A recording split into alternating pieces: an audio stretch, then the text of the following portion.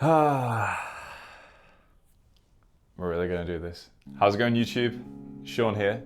So today what I'm going to be talking about is talent over music gear, or should I say in particular, guitar gear. So what do I mean by this? Basically I mean that talent, which comes through hard work, discipline and practice, will always beat music gear. All I'm wanting to do in this video is reaffirm to myself, because I've had this issue, and perhaps to people who agree with me who are watching, that practicing your instrument is number one. I believe that practice on your guitar and the talent that comes from it will always be of higher value than whatever you buy, such as amps, guitars, pedals, accessories, whatever the case may be. I just feel there's a lack of balance between consumerism of any kind, whether it's from a content creator or a viewer, and the discipline of actually just practicing and getting good at your instrument. Some of you will be saying, well, state the obvious, Sean.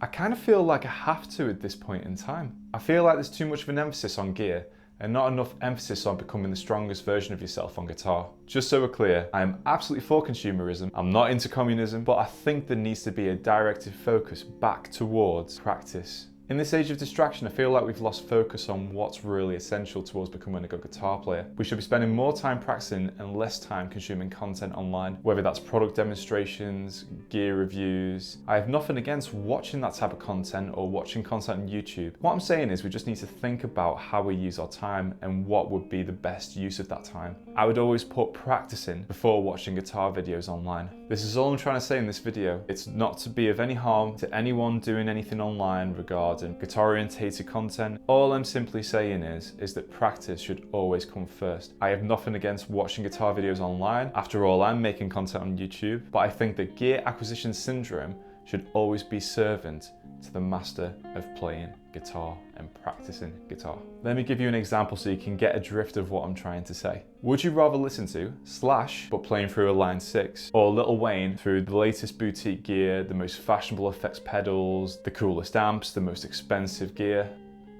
Hopefully you get my point. I believe we're running the danger of assuming that because someone has the latest equipment, that automatically means they must be a good player in our heads, or that actually they're probably a better player than someone who has less equipment. Imagine how much better we would be as guitar players if we made sure that we spend just the same amount of time practicing as we did consuming content online regarding guitar. Or even better, imagine if we reduced all the things that we didn't need to watch online that weren't really of any relevance to us, and we used that time to practice guitar instead.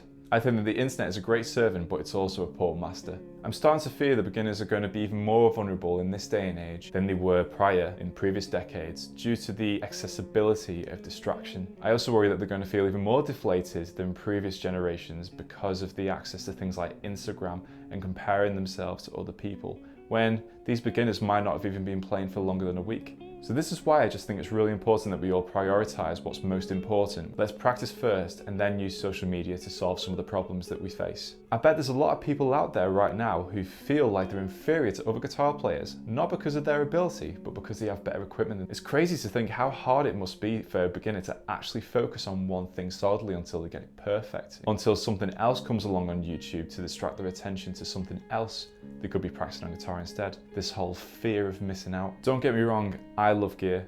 I watch video demonstrations. I'm not being a hypocrite at all with this. I have no issue with people making a living out of creating content or creating products to help improve things for us, whether it is using digital instead of analog gear. I have no issue with people making a profit. I have no issue with people promoting stuff online, brands advertising. I have no issue with regard to how people make the money. All I'm doing here is having an honest conversation. Have we lost a sense of priority? And are we focusing on the wrong things that we think will make us better guitar players when actually they won't at all? Gear doesn't make you a better guitar player. Hard work and practice does. And it's funny that we all obsess over the same gear. And it's crazy that we're all focusing on buying the same types of equipment, when in actual fact it's making us all sound more the same. Everyone's using the same presets. It's not hard to imagine why a lot of metal, for example, these days sounds exactly the same. Everyone's using the same software, the same samples, the same plugins, the same amp simulators. Maybe having gear that's not as good as someone else's is actually an opportunity to stand out and be yourself. It might actually help differentiate your band from another band who's following the trend. You can have a warehouse of all the best gear for generations to come and still be rubbish on guitar.